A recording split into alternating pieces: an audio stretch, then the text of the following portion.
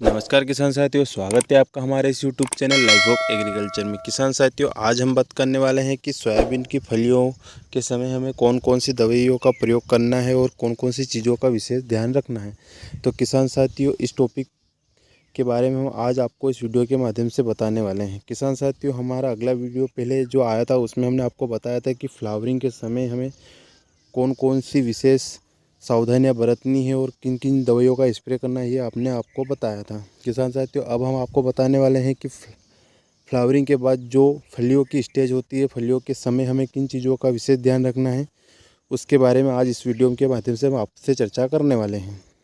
तो किसान साथियों, हमें फलियां बनने के बाद सोयाबीन में कौन सी सावधानियाँ रखनी है उसके बारे में हम बता रहे हैं। किसान साथियों, सोयाबीन की फसल में फलियां बन चुकी हैं।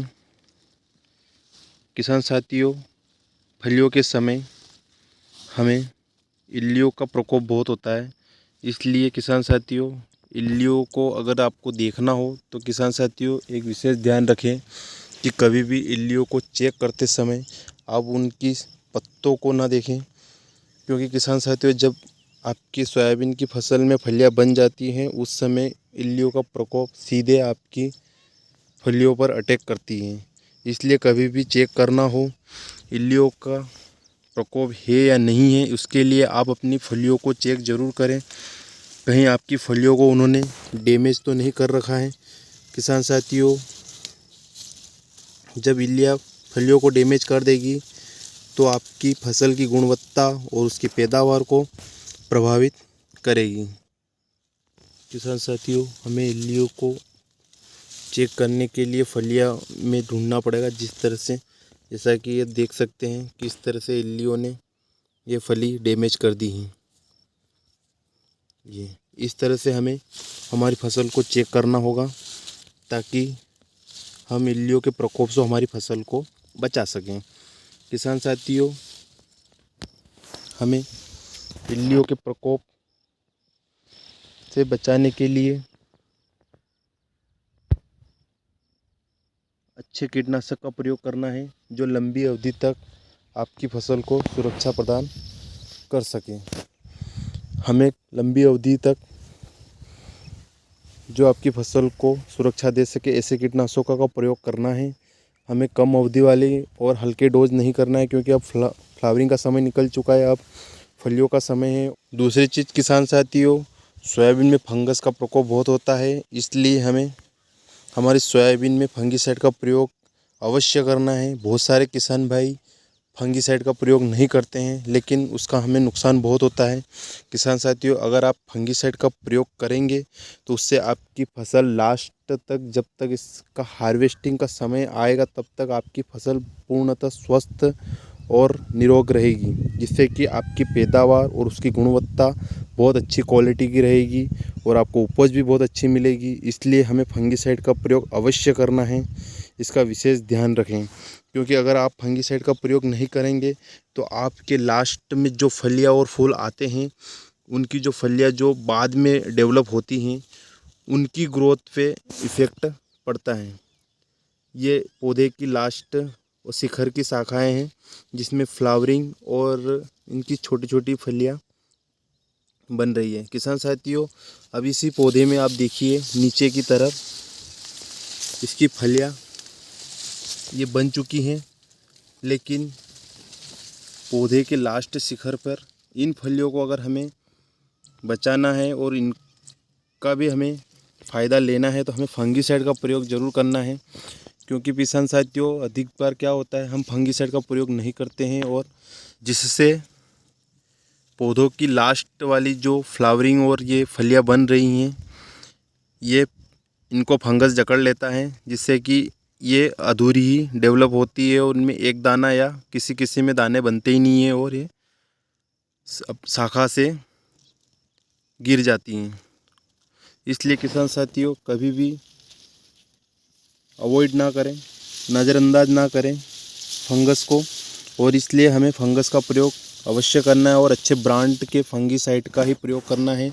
लोकल फंगीसाइड मार्केट में बहुत सारे मिलते हैं, इसलिए हमें लोकल फंगीसाइड का प्रयोग नहीं करना है, एक बार करना है और अच्छा करना है। इसलिए बार बार अगर आप हल्के फंगीसाइड देंगे उससे आपकी फसल को कोई अधिक लाभ नहीं होगा। इसलिए आप एक अच्छा वाला ब्रांड और एक बार डालिए और उसका फ़ायदा पूरा लीजिए। किसान साथियों, फंगीसाइड के अलावा हमें मकड़ी और सफ़ेद मक्खी को भी कंट्रोल करना है, क्योंकि किसान साथियों सोयाबीन की फसल बड़ी हो गई है और इसमें मक्खी का प्रकोप और मकड़ी का भी प्रकोप आता है। इसलिए हमें सफ़ेद मक्खी जो इन पत्तों का रस चूस कर हमारे पौधों की डेवलप रोक देती हैं और उनकी फलियों की ग्रोथ रुक जाती है, हमारे दाने छोटे रह जाते हैं, जिसके कारण हमें बहुत भारी नुकसान होता है। इसलिए किसान साथियों कभी भी सफ़ेद मकड़ी को भी अवॉइड नहीं करना है। हमें सफ़ेद मकड़ी के कंट्रोल के लिए भी हमें विशेष ध्यान देना है। किसान साथियों, सफ़ेद मकड़ी के लिए भी आप दवाई का स्प्रे ज़रूर करें। आप अगर देख पा रहे हो वीडियो में, अगर आपको दिख रहा हो तो ये सफ़ेद मक्खियाँ उड़ रही हैं। इसलिए सफ़ेद मक्खी का विशेष ध्यान देना है, क्योंकि अभी सफ़ेद मक्खी का प्रकोप भी आने लग गया है। किसान साथियों, फलियां बनने के बाद एक बहुत गंभीर समस्या जो किसानों के सामने खड़ी हो जाती है वो है चूहों की। किसान साथियों, चूहे आपकी फलियों को कतर कतर के नीचे डाल देते हैं। वो इतनी मात्रा में डाल देते हैं कि आपके 1 एकड़ में 15 से 20 किलो का प्रोडक्शन का नुकसान हो जाता है सोयाबीन में। किसान साथियों, जैसा कि ये देखिए, इस तरह से चूहे ने फलियां कतर के नीचे डाल दी हैं। मैं आपको और बता दूंगा किस तरह से इन चूहों ने, ये देखिए इतनी मात्रा में इन्होंने फलियां पौधे से कतर के नीचे ये डाल दी हैं। किसान साथियों, इससे हर किसान परेशान है। इसका कोई परमानेंट उपाय तो नहीं है, क्योंकि चूहों का कोई उपाय नहीं है। लेकिन हाँ, आप अगर कोशिश करना चाहें, अगर मौसम खुला हो तो आप कोई भी धान, गेहूँ, मक्का उसको उबाल कर उसमें चूहों की दवाई मिलाकर आप अपने खेत में छिड़काव खेत के चारों तरफ और खेत में कर सकते हैं, जिससे कि आप चूहों का कंट्रोल कर सकते हैं। लेकिन अगर मौसम खुला हो तभी आप इसका छिड़काव कर सकते हैं, क्योंकि बारिश के समय में उसका कोई भी औचित्य नहीं है। तो किसान साथियों, अगर आपको अधिक उपज और अधिक पैदावार लेनी है तो आपको इन 4-5 चीज़ों का विशेष ध्यान रखना है। पहले तो आपको इल्ली का विशेष ध्यान देना है। कभी भी इल्ली पत्तों पर चेक ना करें। अगर इल्ली को चेक कर लिया बन गई हैं, उस समय आपको हमेशा इल्ली को चेक करते समय उनकी फलियों को चेक करें, न कि पत्तों पे चेक करें। दूसरा, फंगस का विशेष ध्यान रखना है। सफ़ेद मक्खी का भी हमें स्प्रे करना है, लाल मकड़ी का स्प्रे करना है। तो किसान साथियों, इन चीज़ों का हमें विशेष ध्यान देना है। अधिक पैदावार के लिए हमें इन 4-5 चीज़ों को विशेष ध्यान देना है फलियों के समय। तो किसान साथियों, हमारे वीडियो को लाइक, शेयर और सब्सक्राइब ज़रूर करें। जय हिंद।